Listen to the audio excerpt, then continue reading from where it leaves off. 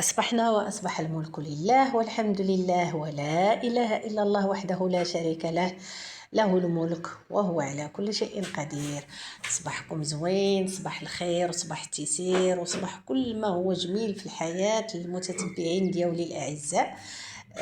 جيت وجبت لكم كذلك باش ما تقولوش راني جيت بيديا خاويين، ولكن قلت علاش لا.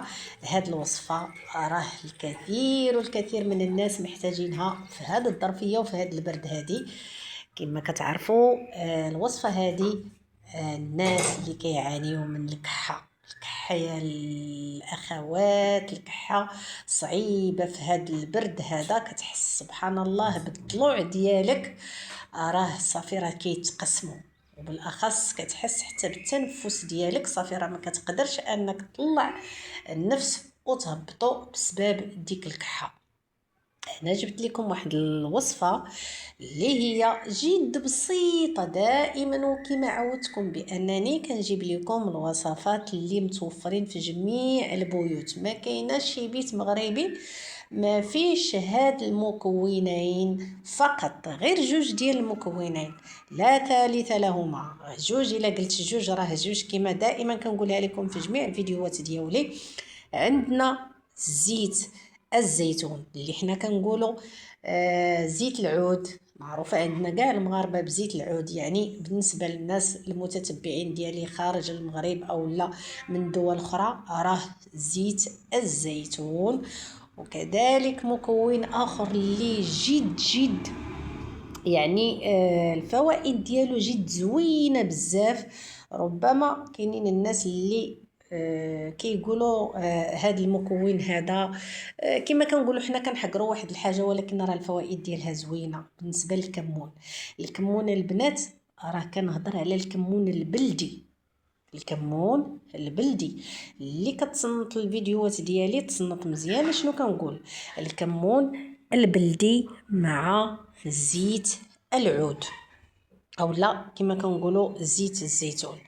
شنا هي الطريقه؟ جد سهله وبسيطه، ما فيهاش حتى يعني ما غاديش يعني تكلفك شي حاجه اللي هي كثيره.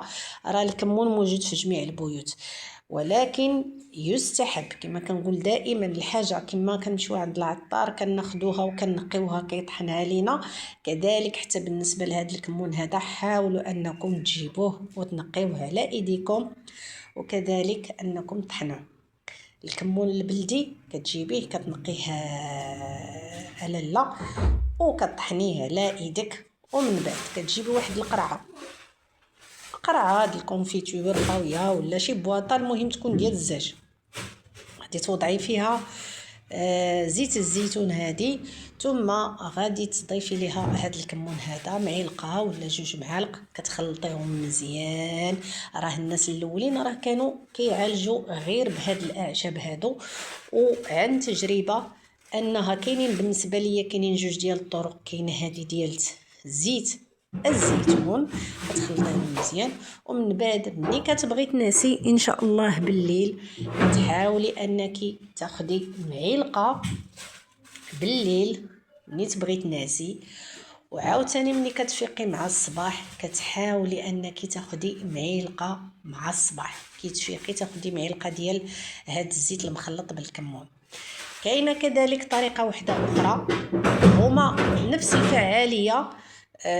ملي كتكون شداك ديك الكحه انك كتكحي يعني ما كتسكتش ليك ديك الكحه، كتاخدي معلقه راس معلقه ديال الكمون او نص معلقه ديال الكمون، ثم كتسفيها كما معروف عندنا حنايا. كتسفيها يعني كديرها في فمك، ومن بعد كدوزيها بشي جغيمه ديال الماء.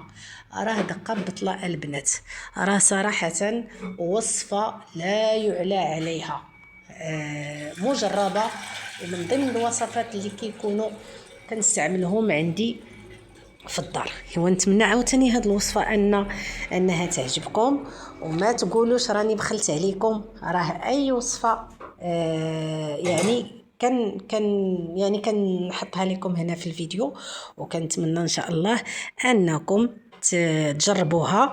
وما تنسوش لايك واشتراك بالنسبه للناس الجداد، والى اللقاء عاوتاني حتى الوصفه الجايه وفيديو قادم.